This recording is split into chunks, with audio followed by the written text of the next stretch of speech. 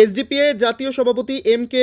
ফাইজিকে অন্যায়ভাবে গ্রেফতারের বিরুদ্ধে রাজ্যের বিভিন্ন প্রান্তে বিক্ষোভ প্রদর্শন। এসডিপিআইয়ের জাতীয় সভাপতি এম.কে. ফাইজির অন্যায়ভাবে গ্রেফতারের বিরুদ্ধে পশ্চিমবঙ্গের বিভিন্ন স্থানে প্রতিবাদ মিছিল ও সভা অনুষ্ঠিত হয়েছে। কলকাতার রাজাবাজার, মুর্শিদাবাদের বহরমপুর, ডোমকল, রানীনগর, লালবাগ, লালগোলা, রঘুনাথগঞ্জ, শামশেরগঞ্জ, ফারাক্কা, সুতি, ধুলিয়ান, সাগরদিঘি সহ সম্পূর্ণ দেশ জুড়ে জনগণ রাস্তায় নেমে সরকারের দমনমূলক নীতির বিরুদ্ধে সোচ্চার হয়েছে। এম.কে. ফাইজি মুক্তির দাবিতে কলকাতার রাজাবাজারে অনুষ্ঠিত প্রতিবাদ সভায় জাতীয় সম্পাদক তায়েদুল ইসলাম কি বললেন শুনব।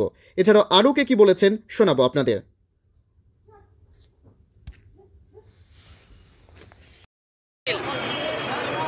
সোশ্যাল ডেমোক্রেটিক পার্টি অফ ইন্ডিয়ার জাতীয় সভাপতি এম.কে. ফাইজি সাহেবকে গত পরশুদিন রাত্রে ইডি বেআইনিভাবে যে অ্যারেস্ট করা হয়েছে তারই বিরুদ্ধে আমরা এই প্রতিবাদ করছি। কারণ হচ্ছে social Democratic party of India গোটা ভারতব্যাপী যে ওয়াকাফ বিল বিজেপি নিয়ে আসছে, সেই ওয়াকাফ বিলের বিরুদ্ধে একটা ব্যাপক আন্দোলন জনগণকে নিয়ে আন্দোলন হয়েছে। সেই আন্দোলনে বিজেপি ভয় পেয়ে আমাদের জাতীয় সভাপতি এম.কে. ফাইজি সাহেবকে অ্যারেস্ট করা হয়েছে বেআইনিভাবে। এবং বিশেষ করে ইডি, এনআইএ এরা আপনার প্রায় 215 জন রাজনৈতিক নেতাদেরকে অ্যারেস্ট করেছে। তার মধ্যে 142 জনই হচ্ছে আপনার বিরোধী নেতা, মানে বিজেপির যারা বিরোধিতা করে সেই সমস্ত নেতা।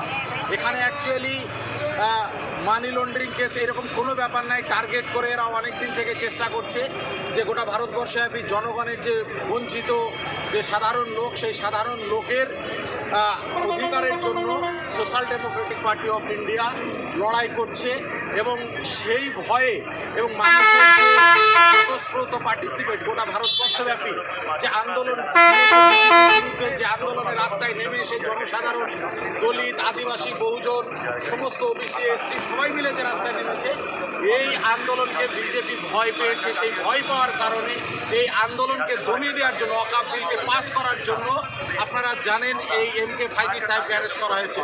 অবিলম্বে এম.কে. ফাইজি সাহেবকে আপনার মুক্তি দিতে হবে, নাহলে আমরা এর থেকে বৃহত্তর আন্দোলন করব। এবং আপনারা জানেন যে অল ইন্ডিয়া মুসলিম পার্সোনাল ল বোর্ড তারা যন্তর মন্তরে অলরেডি সভা ডিক্লার করেছে।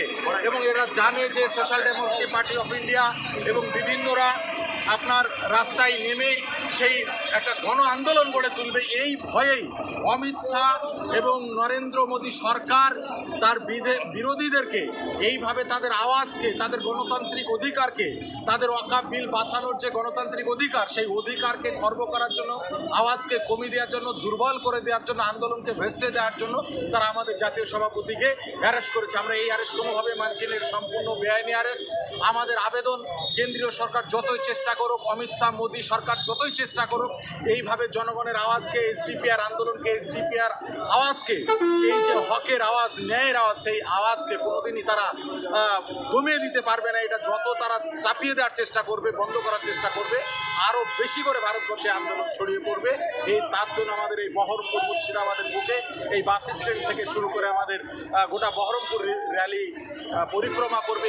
এছাড়াও গোটা ভারতবর্ষব্যাপী আপনারা জানেন যে গোটা ভারতবর্ষব্যাপী কাল থেকে গোটা ভারতবর্ষ তোলপাড় চলছে এবং সমস্ত মানুষ রাস্তায় নেমে এসেছে।